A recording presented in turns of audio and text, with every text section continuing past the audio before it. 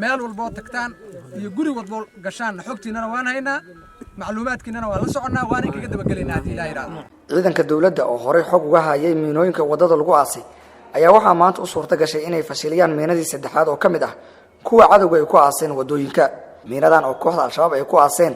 meel aan ka fogeyn deegaanka Jaw ayaa waxa aroornimadii saa ka war helay cutubiyada kala duwan ee ciidanka dawladda ee ku sugan duleedka deegaanka Jaw kadib markii la fashiliyay dhagarta ay cadawgu maleegayeen waxa warbaahinta la hadlay gudoomiyaha degmada Gurceel Anas Cabdi Macallin asagoon u mahad celiyay cutubiyada kala duwan ee ciidanka sheegayna inay daba joogaan baaqsiga kooxda argagixisada ee al-shabaab walan waxa mahad iska leh Allah subhanahu wa ta'ala waxaad arkaysaan godkan maanta waxa lagu fashiliyay dhagartii saddexaad ee cadawgu ay isku dayaan inay miinooyin jidka noo galiyaan waxaan rabaa ugu horeyn inaan u mahad celiyo kooxda miinabaarka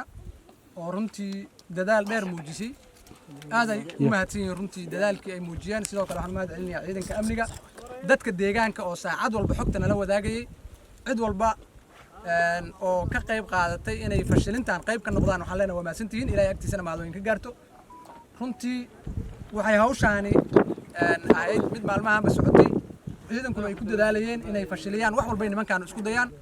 shabaab waxaan rabnaa inaan u sheegno meeno aad meel gelisaan ma naga qarsoomayso idinkuna inaad naga dhuumataan nooga qarsoomaysaan haddii Ilaahay yiraahdo meel walba tagtaan iyo guri walba gashaan xogtiinana waan haynaa macluumaadkiinana waa la soconaa waan kaga daba galeynaa haddii Ilaahay yiraahdo nooc walba ama meena aasa ama luuq dhuunta ama guryo iyo islaameed dhex gala ama geed gala meel walba gashaan xogtiina waan haynaa waan kaga daba tagaynaa ciidankuna waa u diyaarsan yahay waxaan hadda ku soconaa wadadii xalay 9 saac oo habeenimo ay miinadan galiyeen isla saacadii ay miinada galiyeen xogtooda waa helnay waxaan la wadaagayay xilli walbana waxay ahayd dadka deegaanka degan oo nala shaqeynaya oo ciidanka garab taagan waa maasantiin mar kale dadka deegaanka aadan kaga mahad celinaynaa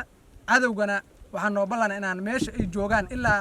iyo meel walba ay tagaan wadaba tagno annagoo iskaashanayno garbaaysan waa maasantiin u bilaa tawfiiq salaamu alaykum warahmatullahi wabarakatuh Ahmed Farah Mohamed SMS TV Gurceel